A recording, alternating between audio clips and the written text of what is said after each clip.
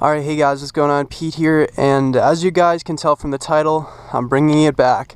Another launch control video, this time with stage 2, of course.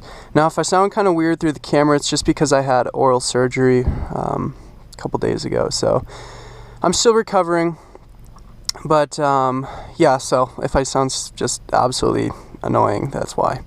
So, like I mentioned before in the first launch control video, to engage launch control, you put the car in sport mode.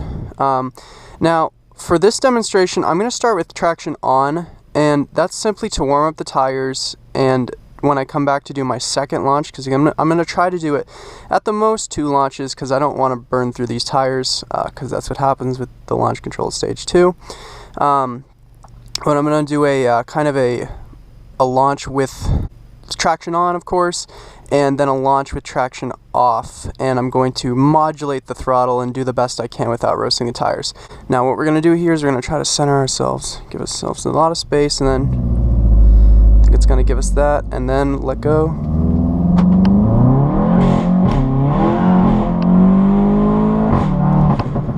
There we go. Yeah, there's 60. Alright, so that was decent. That was a decent launch.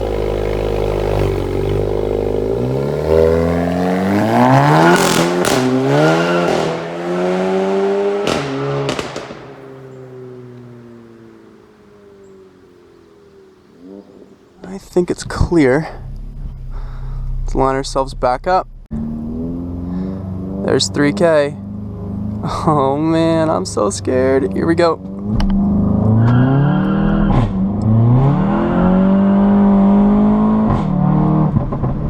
Oh man.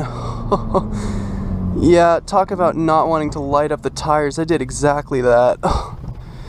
Jeez, that was insane. That was such a good pull. When you get to that second gear, that's when the car's like, okay, here's all your boost.